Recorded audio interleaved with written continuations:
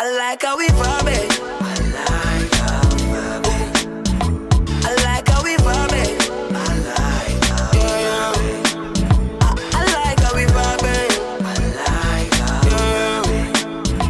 I like how we vibing. I like how we vibing. I like how we vibing. This video is sponsored by our channel sponsor, which is 015. You can find them on 015.co.za for some premium web hosting from as little as 45 Rand 90 cents. I mean, 45.90. Think about it. That's not a lot. And you will get some premium domains. And I personally would advise you on getting maybe the Supreme or the Executive packs, because it comes with a lot of benefits and a lot more storage. And you can host multiple websites on one package, you know. And this is, since we are talking businesses and growing your businesses, you can actually get your business registered by them. And there's some benefits, you know.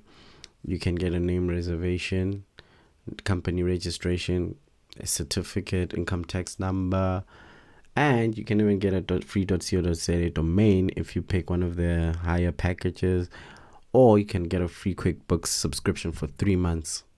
For 3 months. Yo, that's nice. You know, that's really, really nice. And if you want a website, they can actually develop a website for you at a very affordable rate of starting from 2,100, excluding VAT, I think. But it's not a lot. Think about it. 2,100. You spend a lot more on other things. But yeah, and once again, executive plans and supreme plans, you literally get free domains. They, for the first year, they are literally out here trying to win you guys over. Anyway, let's continue with the video. Yo, what's popping? What's popping? We are back. I know we took a young hiatus, but we are back. And we're going to start off with Forex trading and the cost of doing business. So let's get started. Forex trading is not new, but the number of retail traders has increased exponentially over the years, as technology has made it a lot easier for people to access brokers. And you can look just about anywhere and you'll find a broker. Like, just go online and type brokers. They're gonna pop up before anything else, you know. So what is the cost of doing business when you're a trader? Is the tax associated with Forex trading, and what types of tax does one have to pay? Just like the crypto asset video, there are 2 types of classification, and they each carry a different set of tax consequences and benefits. So it's not all bad, you know. So there's consequences and benefits. Cost of doing business, right? Factors to consider. Are you trading with the intention to make a profit? Are you holding the currency over a long period and are planning to use it to hedge against fluctuation of exchange rates? This is more for those people that have international transactions. You know, you are buying from Italy, you're buying from the US, but you're only gonna pay in like 5 months from now. You know, that's more or less what that number 2 is about. But we're gonna focus more on number 1. You know, trading with the intention to make a profit, trading with the intention to make this money. You know, so yes, tax implications associated with the intention to make money. The first point is seen as trading, or the fruit from that crypto asset video. I'm going to link it up somewhere here so that you can check out that whole video if you haven't checked it out. And therefore, you'll be taxed on the profit one generates from trading. So you're going to be taxed on that profit. If you make 5,000 Rand profit from trading, you're going to be taxed on that 5,000 Rand. The second point will be seen as a capital gains, and the capital gains rule will need to be looked at in line with the Forex rules in the Tax Administration Act.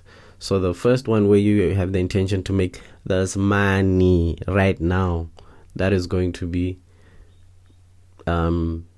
treated as basically going to be taxed on the profit you generate from your trading. And the second one, it's going to go towards your capital gains. They're gonna add it up, and the yearly allowance will apply. But it all depends, you know. But the first one is the one we are focusing on. Tax implication for trading with the intention to make a profit. So if you're trying to make this money. The profit you make from each trade will be added towards your taxable income, and depending on your entity structure, there are different tax rates. And these entities are individuals. So you and I, sole traders, you're trading for yourself. You're not trading as an owner of a business. So that's 18% up to 45%. And the second one, as a company, you register a company, you trade as a company, then you're going to get taxed on 28%. But I think there was recently an announcement that starting from next year, April, it's going to go down to 27%. With this one, you need to be careful and make sure that you are compliant with any FIRS and relevant act rules and regulations if you're running the business. If you're running a trading business with the intention to make profit. I know mainly with that, it's for those who are trading on behalf of others, and you sort of set up a fund of some sort, But if you're trading for yourself, I don't think these rules apply. But don't take me up on it. Just research, contact the necessary people. The only thing you can take me up on is the tax side of things, So I hope you have that. Yeah, so trust me, just listen to the tax component from this. If you want setting up structure of a company with the intention to trade, consult the relevant experts. I'm not really clued up on that yet. Emphasis on the word yet, So soon we'll be putting that in our repertoire. Just as profits are included in your taxable income, so are expenses or losses that are incurred from trading. So the income, the profit, that's the consequences. The expenses, that's the benefit, So yes, you will be able to deduct these expenses, but the expenses or losses need to be directly linked to the trade. What this means is you can't take expenses from your property rental business and offset them against your trading expenses if you are trading as an individual. But, they sort of have to be linked directly. They have to be linked to that in order for you to actually get that benefit. I hope I'm making sense. Let's go through an example. Let's say you're trading your first trade, 3K profit. So 3,000 Rand in the bag. Your second trade, 1,000 Rand loss. You're sitting on 2,000 Rand. Your third trade, 3.5. You're sitting on 5.5 profit. Now your expenses, you incur internet expenses, 250 Rand. Brokerage fee, 350 Rand. Laptop, you bought a new laptop in the current year, 5,000 Rand. You can deduct the full amount because it's less than 7,000 Rand.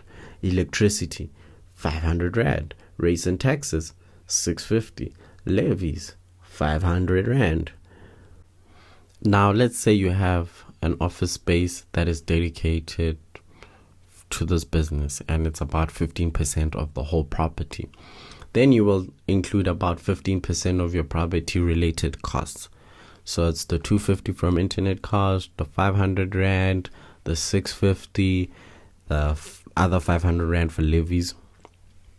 And that all adds up to 1,900 Rand. And you're going to times that by 15%, which gives you 285 Rand. So now we are sitting with 285 Rand home office expenses. And then let's say your trading income is your own, let's say trading is your only source of income. Then this is how your taxable income will look like.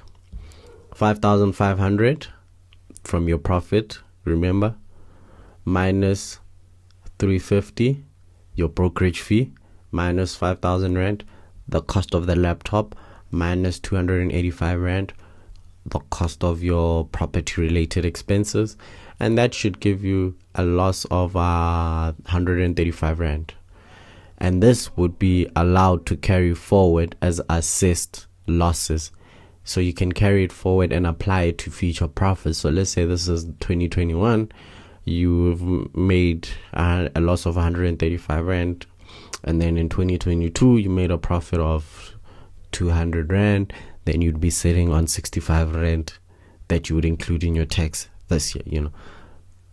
It's sort of, if the shoe was on the other foot in terms of it was a profit instead of a loss, then you would then say 135 rand times whatever rate it is. In this case, 135 rand times 18% if you're an individual, or 28%. It's not a lot, but this is a small example. There's people where this 135 rand could be 135,000 profit. Then you're looking at timesing it by 45 or 18%. But just consult. You can hit us up, consult with us, we'll show you. In conclusion, trading as an individual carries less admin in terms of complying with applicable FIRES requirements, but the tax associated with the option is much higher. So you could literally get taxed up to 45%. You could be finding yourself paying 45% of $1 million. I don't know about you, but I don't know if I would be willing to pay 450,000 rand if I made $1 million by myself. So I would rather pay that 280 than the 450k. Anyway, it's food for thought. Think about it. Do you wanna pay the 450 or the 280? But also remember that there's admin associated with the business option. So you've gotta take your time, apply your mind, and make sure you're doing it correctly. You don't want to find yourself in jail. Say, Sean said I must do it. So remember me, I'm just telling you about the tax side, and that's all I can do for you. I can even assist you with the tax. But other than that, consult with somebody who's a professional, So yeah. When I say a professional, I mean a professional when it comes to Companies Act, the FIRES Act, etc., etc. Anyway, thank you. Please do follow us and visit our website. So check us on the ComClinic ZA. So it's the ComClinic ZA on Twitter, Instagram, the Compliance Clinic. Our website is mcponline.co.za. Visit us. This article will be uploaded. These slides will be uploaded onto the website for download, along with other resources. So let us know. Anyway, thanks, peace, love, and prosperity.